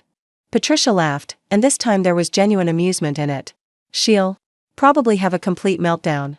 She'll see it as the ultimate betrayal and proof that everyone in the family is against her. Which, to be honest, might not be far from the truth at this point. Are you prepared for that?" "Velma, I've been dealing with Chloe's meltdowns for 28 years. At this point, I'm more worried about David being happy and you feeling safe and respected in your own home than I am about managing my daughter's emotional reactions to other people's good fortune." That evening, I sat on my front porch with a glass of wine and Gerald's old tie draped around my shoulders, watching the sun set behind the trees that lined Maple Grove Drive. In a week, there would be someone new living in my house, someone who would pay rent without resentment and follow rules without argument. Someone who understood that respect was a two-way street and that gratitude was an appropriate response to generosity. Mrs. Chen appeared on her own porch with a watering can, and we waved to each other across the street like neighbors do when they've shared enough conversations to be comfortable with small gestures of acknowledgement. She'd been my witness through the difficult weeks with Marcus and Chloe, and I knew she'd be just as invested in seeing how this new chapter unfolded. Tomorrow I would start preparing for David's arrival, but tonight I was content to sit in the gathering darkness and appreciate how much my life had changed in just a few weeks. I'd gone from being a victim of financial manipulation to being a landlord who could choose her tenants. I'd gone from being treated like an unwelcome guest in my own home to being recognized as the property owner who set the rules. I'd gone from enabling bad behavior to establishing boundaries that protected my dignity and my resources. It wasn't the life I'd planned when Gerald was alive and we dreamed about grandchildren visiting during school breaks and family holidays that brought everyone together under our roof. But it was a life I was building deliberately, with intention and self-respect, and that felt like victory enough for now. The porch light came on automatically as darkness settled over the neighborhood, casting a warm glow over the chairs where I'd confronted my son's entitlement and met my future tenants' appreciation. In a week, those same chairs would host conversations about rent payments and house rules and the dozens of small negotiations that made shared living work when both parties approached it with honesty and mutual respect. I was looking forward to it with an anticipation I hadn't felt in years, the kind of hopeful expectation that came from knowing I'd made good choices and surrounded myself with people who valued what I had to offer. It was a new kind of family, built on choice rather than obligation, and it felt like coming home to myself after a long journey through other people's definitions of who I should be and what I should accept.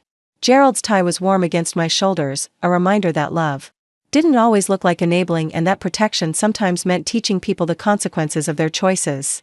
He would have been proud of me, I thought, for finally learning the difference between being kind and being a doormat. He would have approved of David, with his straightforward manner and his understanding that good things came to people who earned them. And he would have been glad to know that his house, the one we'd built our life in together, was going to continue being a home for people who appreciated its value and respected the woman who owned it. David moved in on a crisp September morning. That felt like the beginning of something hopeful rather than the continuation of something broken. He arrived with 2 friends and a modest U-Haul trailer, bringing only what he truly needed: clothes, books, a small television, and the kind of personal belongings that spoke of someone who valued quality over quantity. Unlike the chaotic exodus of Marcus and Chloe, David's move-in was organized, respectful, and completed without drama or demands for assistance I hadn't offered.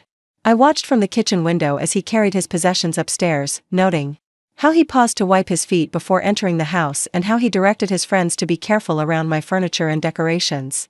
When they were finished, he knocked on the kitchen door frame and asked if there was anything he could help me with before his friends left. It was such a small gesture, but it represented everything that had been missing from my interactions with Marcus and Chloe. "Thank you, but I think I'm fine," I said, genuinely touched by the offer.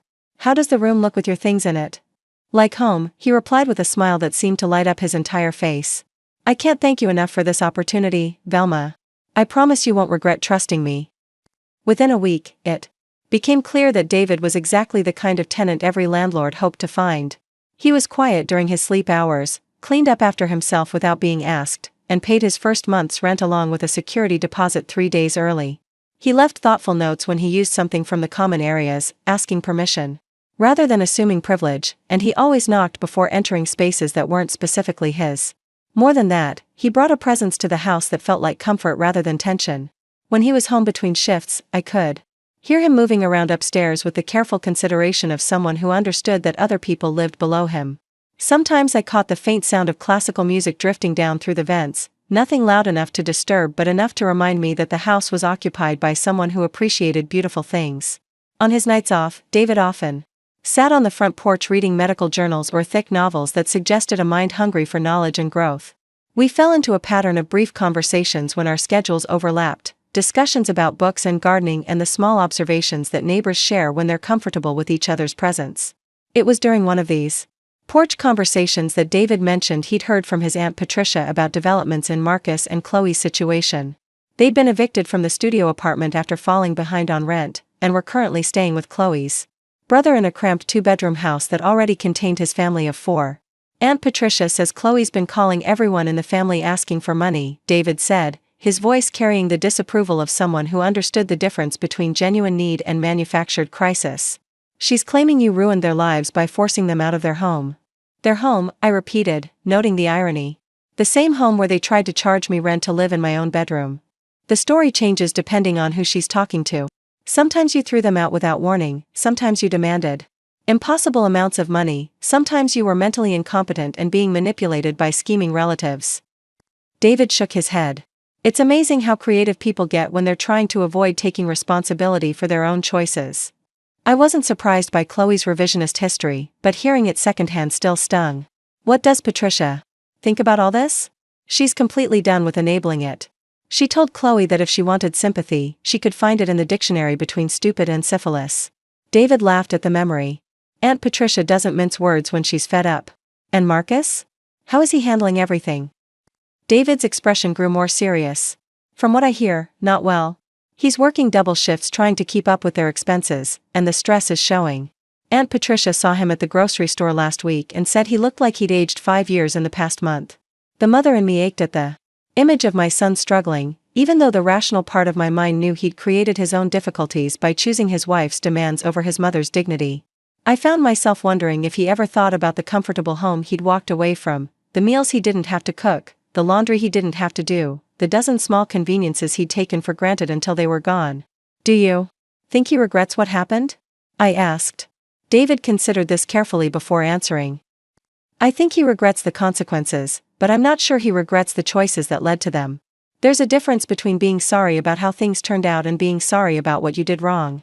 It was an astute observation from someone who barely knew the situation, but it felt accurate in a way that made my chest tighten. Marcus was probably sorry that his life had become more difficult, but that didn't mean he understood or acknowledged his role in making it that way. 3 weeks into David's tenancy, I was watering plants on the front porch when Marcus's truck pulled into the driveway for the first time since he'd moved out. My heart started beating faster, not from joy but from the kind of anxiety that comes with knowing an unpleasant conversation is about to unfold. He sat in the truck for several minutes before getting out, and when he did, I could see that David's assessment had been accurate. Marcus looked exhausted, thinner, and older than his 32 years should have allowed. He walked toward the porch with the hesitant gait of someone approaching a place where they weren't sure they'd be welcome. His clothes were clean but rumpled, and there were dark circles under his eyes that spoke of too little sleep and too much worry. "Hi, Mom," he said when he reached the bottom of the porch steps. His voice was uncertain, like he was testing the temperature of water before jumping in. "Hello, Marcus. You look tired." "I am tired. Working a lot of extra hours lately." He shifted his weight from foot to foot, clearly uncomfortable. "I was wondering if we could talk." I set down my watering. Kenan gestured toward the chairs where David and I often sat in the evenings. "Of course. Would you like some iced tea?" "That would be nice." When I returned with 2 glasses, Marcus was sitting rigidly in his chair, staring at the house like he was seeing it for the first time. I noticed him looking at the upstairs window of his old room, where David's truck was parked where Chloe's BMW used to sit. "You have a tenant," he said, and there was something in his voice that might have been hurt or might have been simple observation. "I do. His name is David. And he's a wonderful addition to the household." "Patricia Marsh's nephew, right? Chloe's been going crazy about it." "Yes, David is Patricia's nephew. And I can imagine Chloe's reaction. Marcus took a long drink of his tea, buying time before whatever he'd come to say. She thinks you did it to hurt us. To prove some kind of point. What do you think? He was quiet for so long I wondered if he was going to answer at all. Finally, he said, I think you did what you needed to do. I think we pushed you into a corner and you found a way out. It wasn't exactly an apology, but it was closer to acknowledgement than I'd expected. How are things going for you, Marcus? Really? Not great, if I'm being honest. The apartment was a nightmare, and living with Chloe's brother is challenging. 6 people in a 2-bedroom house with 1 bathroom. He rubbed his face with both hands in that familiar gesture. I've been thinking a lot about what happened here. About what I should have done differently. And what conclusions have you reached? That I was a coward. That I let Chloe treat you badly because it was easier than standing up to her. That I convinced myself her demands were reasonable because the alternative was admitting I'd married someone who could be cruel to my own mother. The words hung in the air between us, and I felt something loosen in my chest that I hadn't realized was clenched tight. Not forgiveness, exactly, but relief that my son was capable of seeing the truth even if it had taken losing everything to get there. Where is Chloe now? I asked. At work. She doesn't know I'm here, and she wouldn't approve if she did. Marcus looked up at me with eyes that reminded me of the boy who used to confess his mistakes with the hope that honesty would earn him understanding. She's still angry about everything. Still convinced that you were wrong and we were right. And what do you think? I think she's never going to admit she was wrong about anything, and I'm tired of pretending that's normal or acceptable. He set down his glass and leaned forward slightly. Mom, I came here to apologize. Not to ask for anything or to make excuses, just to say I'm sorry for what I did and what I didn't do. I appreciate that, Marcus. More than you know. I let her charge you rent to live in your own house. I let her treat you like a burden instead of like the woman who raised me and loved me unconditionally for 32 years. I chose keeping peace with my wife over protecting my mother, and there's no excuse for that. Tears were gathering in my eyes, but they weren't entirely sad tears. They were the complex emotions of a mother hearing her son finally understand something she'd been trying to teach him his entire life about right and wrong and the courage it takes to choose right even when it's difficult. What happens now? I asked. I don't know. Chloe and I have some serious problems that go way beyond housing situations. She wants me to ask you to let us move back in, to pretend nothing happened and go back to how things were. And what do you want? I want to be someone you can be proud of again. I want to be the kind of man Dad would have respected. I want to stop making decisions based on what's easiest and start making them based on what's right. We sat in silence for several minutes, listening to the sounds of the neighborhood awakening to another autumn afternoon. Mrs. Chen was working in her garden across the street, and somewhere down the block a dog was barking with the persistent enthusiasm that suggested a squirrel had invaded its territory. Marcus, I said finally, you'll always be my son, and I'll always love you. But love doesn't mean going back to a situation that was harmful to both of us. It doesn't mean pretending that what happened was acceptable or that it won't happen again. I understand. I wouldn't expect you to trust us again after what we did. It's not about trust, sweetheart. It's about boundaries. It's about me finally learning that I deserve to be treated with respect in my own home, and you finally learning that marriage doesn't mean abandoning your principles or your family obligations. Marcus nodded slowly, and I could see him processing the implications of what I was saying. So there's no going back. Not to how things were, no. But that doesn't mean there's no going forward to something better. What would that look like? I considered the question carefully, because I wanted to be honest about what I could offer and what I needed from him. It would look like you figuring out who you want to be as a person and as a husband. It would look like you making choices based on your values instead of on avoiding conflict. It would look like you treating me like your mother instead of like someone your wife gets to abuse when she's frustrated. And if I do those things? If I become the person I should have been all along? Then we rebuild our relationship from there. Slowly, carefully, with mutual respect and clear boundaries. But Marcus, you have to want to change for yourself. Not because you think it will get you something you want. A car pulled into the driveway behind Marcus's truck, and we both turned to see David's pickup returning from whatever errands had taken him out that afternoon. He parked and got out, lifting a hand in friendly greeting when he saw us on the porch. Velma, Marcus, he said as he approached the steps. Good to see you both. David, this is my son Marcus. Marcus, this is David, my tenant. The two men shook hands with the careful politeness of people who understood they were in a potentially awkward situation. David had the advantage of knowing the full story, while Marcus was clearly trying to figure out how to relate to the man who was living in his childhood bedroom.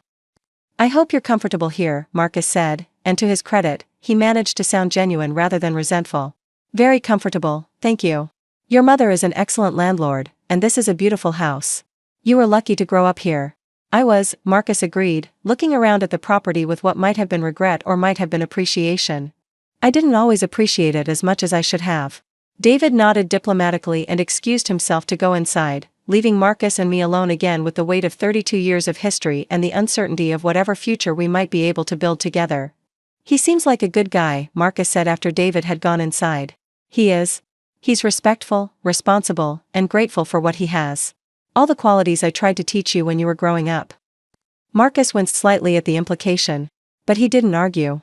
I should probably go. Chloe will be home soon, and I don't want to explain where I've been.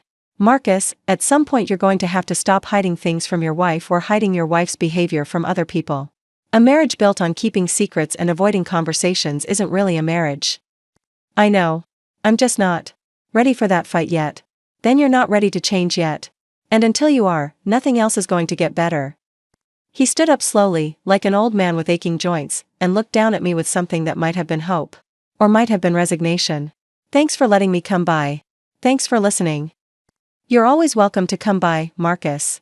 But next time, I hope it will be because you've made some decisions about what kind of person you want to be, not because you're running away from the decisions you need to make. I watched him drive away, noting how he sat in the truck for several minutes before starting the engine, like he was gathering courage for whatever conversation waited for him at Chloe's brother's house. Part of me wanted to call him back, to offer him money or advice or the unconditional support that mothers are supposed to provide. But I'd learned the hard way that sometimes the most loving thing you can do for someone is let them face the consequences of their choices without rushing in to rescue them. That evening, David and I sat on the front porch with glasses of wine, watching the sunset paint the sky in shades of orange and pink that reminded me why Gerald and I had fallen in love with this house in the first place. David had worked a double shift the night before and was enjoying a rare evening off with the relaxed contentment of someone who appreciated simple pleasures. I hope my presence here didn't make that conversation with your son more difficult, he said after I'd given him a brief summary of Marcus's visit. Actually, I think it helped. It showed him that I've moved on, that I've found a way to make this house work for me without needing him or his wife to validate my choices. Do you think he'll make the changes he talked about? I considered the question while watching Mrs. Chen water her roses across the street. I don't know. Change is hard, especially when it means admitting you've been wrong about fundamental things. And it's even harder when the people around you aren't supporting that change. You mean his wife? I mean his wife. Chloe has too much invested in being right about everything to admit that she was wrong about this. And Marcus has spent 3 years learning to manage her moods instead of challenging her behavior. David nodded thoughtfully. It's hard to unlearn patterns like that, especially when changing them means risking the relationship. But sometimes risking the relationship is the only way to save it. And sometimes the relationship isn't worth saving if it requires you to compromise your integrity to maintain it. We sat in comfortable silence as the evening settled around us, two people who understood the value of peace and the price of conflict. The house felt solid and welcoming around us, filled with the kind of contentment that comes from knowing everyone inside its walls was there by choice and treated everyone else with mutual respect. My phone buzzed with a text message, and I glanced at it to see Patricia's name on the screen. Chloe just called screaming about Marcus visiting you. Apparently he came home and told her he'd apologized. She's threatening to leave him if he maintains any contact with you. Thought you should know. I showed the message to David, who shook his head with the kind of resignation that comes from watching family drama unfold from a safe distance. Well, that didn't take long. No, it didn't. And now Marcus gets to choose whether he wants to be married to someone who demands that he cut off his mother or whether he wants to be the kind of man who stands up for what's right even when it's difficult. What do you think he'll choose? I thought about my son, about the boy who used to tell me everything and ask my advice about problems both big and small, about the man who'd sat on my porch that afternoon acknowledging his mistakes with what seemed like genuine remorse. I thought about the 3 years he'd spent learning to manage Chloe's demands instead of challenging them, about the patterns of behavior that had brought them to this point. I think he'll choose what he's always chosen, I said finally. The path of least resistance. At least for now. I'm sorry. Don't be. I've done everything I could to teach him right from wrong, to show him what healthy relationships look like, to model the kind of strength that comes from standing up for yourself and other people. If he chooses to ignore those lessons in favor of keeping peace with someone who treats people badly, that's his choice to make and his consequences to live with. David raised his wine glass in a small toast. To people who make good choices, even when they're hard ones. To people who understand that dignity isn't negotiable, I replied, clicking my glass against his. As if summoned by our conversation, my phone rang with Marcus's number showing on the display. I answered it, curious about what had prompted him to call so soon after our afternoon conversation. Mom? His voice was tight with stress and exhaustion. I need to ask you something, and I need you to be honest with me. Of course. If I left Chloe, if I filed for divorce and started over, would there be room in your life for me again? Not in your house, he added quickly. I understand that bridge is burned. But in your life? My heart started beating faster, not from anxiety this time but from hope. Marcus, there has never been a moment when there wasn't room in my life for you. The question is whether you're ready to be someone who deserves that room. I think I am. I think I'm finally ready to stop being afraid of her and start being the man you and Dad raised me to be. What happened? What changed? She gave me an ultimatum. Cut off all contact with you and never mention your name again, or she's leaving me. Marcus's laugh was bitter and tired.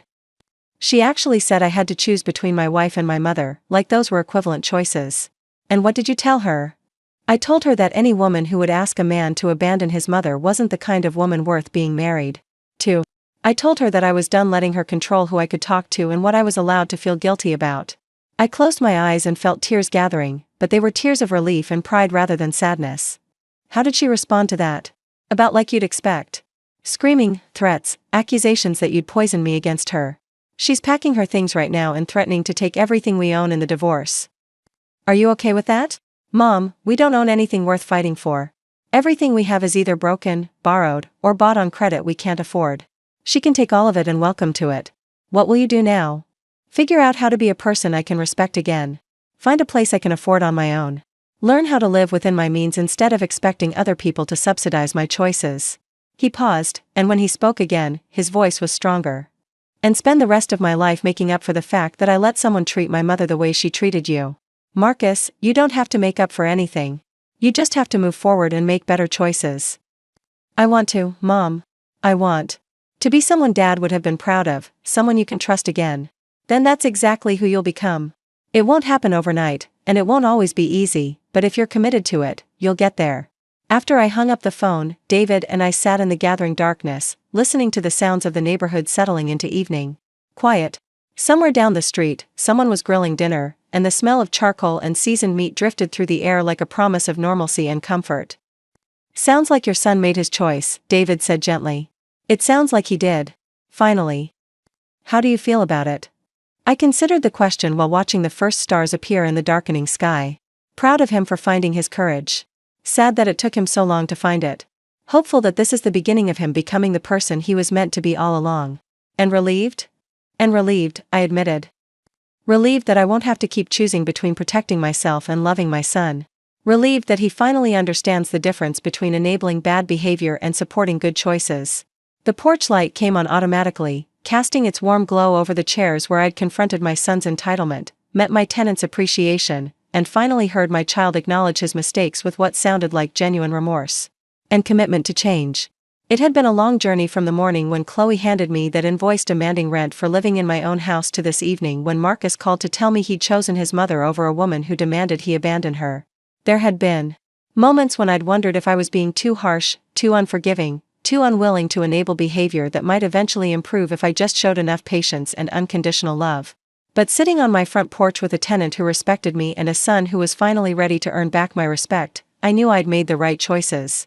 I'd learned that love without boundaries wasn't really love, it was enablement. I'd discovered that protecting myself from abuse wasn't selfish, it was necessary. I'd found that demanding respect didn't make me difficult, it made me someone worth respecting. The house around me felt solid and peaceful, filled with the contentment that comes from knowing everyone inside its walls was there by choice and mutual agreement. David was upstairs reading one of his medical journals, probably preparing for another night shift at the hospital where he helped people through their worst moments with competence and compassion. Marcus was somewhere across town beginning the difficult process of rebuilding his life on foundations of integrity instead of convenience. And I was exactly where I belonged, in the home Gerald and I had built together, surrounded by the garden we'd planted and the memories we'd created. Finally free to be myself without apology or compromise. It wasn't the life I'd planned when I thought about growing old with grandchildren visiting and family holidays that brought everyone together under my roof. But it was a life I'd chosen deliberately, with intention and self-respect, and that felt like the kind of victory worth celebrating. Up next, you've got 2 more standout stories right on your screen. If this one hit the mark, you won't want to pass these up. Just click and check them out.